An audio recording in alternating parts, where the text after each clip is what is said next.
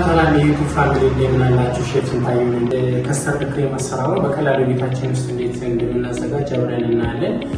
ቀጥታ ወደ ስራችን እንገባለን። ተከታተሉ። እሺ መጀመሪያ ወተታችንን 250 ሚሊ ሊትር ነው። እሱን ድስታችን ላይ እንጨምራለን። ቀጥሎ ሱካር እናደርጋለን። ኖርማል ሱካር ነው፣ 100 ግራም ነው። ሱካር አድርገናል። እዚህ ጋር የአትክልት ቅቤ አለ።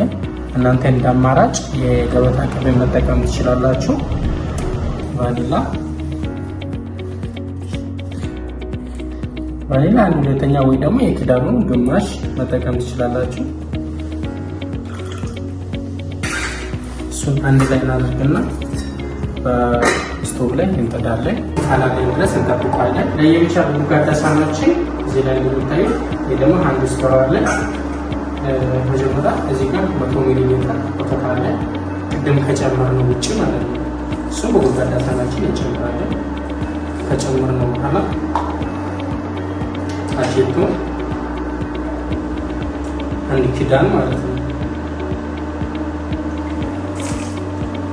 እዛ ቡጋዳችንን ውሃውን አንጨምረው አስኳሉን ብቻ ነው የምንጨምረው።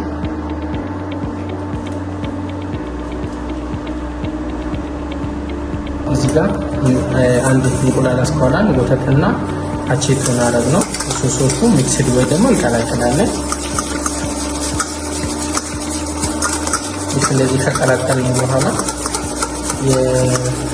እዚህ ጋር ፉርኖ ዱቄትና የበቆሎ ዱቄት አለ፣ ኮርንስታር የምንለው እሱን ቀስ እያለ እየጨምረን እናማስላለን። የበቆሎ ዱቄቱ 50 ግራም ነው።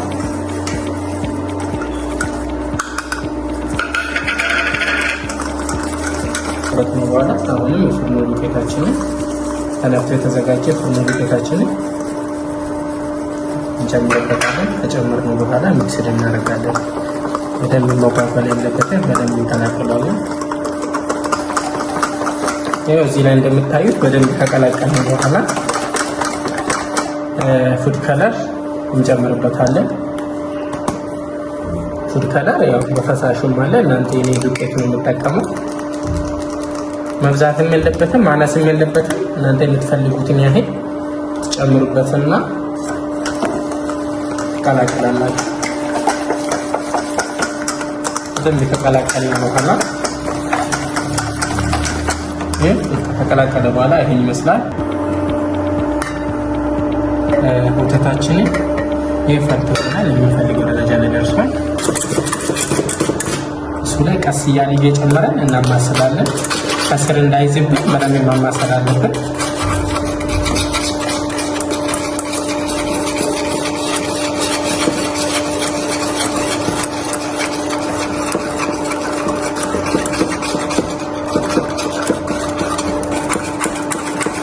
ከስር እንዳይዝብን እያማሰልን አብቋለን። እሳቱን ደግሞ እንቀንሰዋለን። ትንሽ በዝቅተኛ እሳት እንጠብቃለን እስከወጣ ድረስ።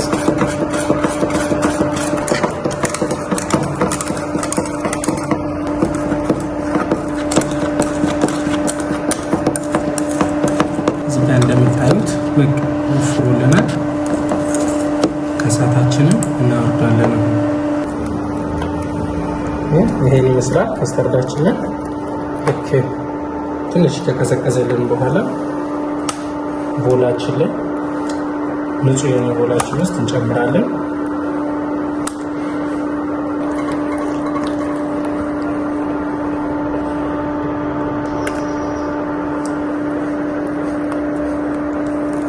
ይሄን መሰለ ከስተርድ ክሬም በቀላሉ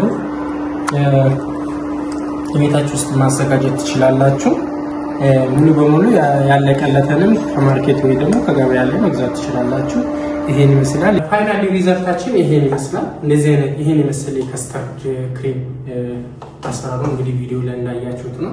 ልክ እንደዚህ አዘጋጅተን ከጨረስን በኋላ ላስቲክ ፎይል ራፕ አድርገን ፍሪጃችን ውስጥ እናስቀምጣለን። ለምንፈልገው ነገር ለምሳሌ ለቦክሰኛ፣ ለሚሊፎን፣ ለተለያዩ ኬኮቻችን፣ ለልብ ዲፕሎማት ኬኮቻችን መጠቀም እንችላለን። እንደዚህ አይነት አስተማሪ ቪዲዮ ደረሳችሁ ፔጁን ሰብስክራይብ፣ ላይክ፣ ሼር በማድረግ እንዲሁም የተለያዩ ጥያቄዎች ካላችሁ በኮሜንት አሳውቁኝ፣ እመልስላችኋለሁ። ቀጣይ ሳምንት በሌላ ቪዲዮ እስክንገናኝ ድረስ መልካም ሳምንት። ቻው ቻው።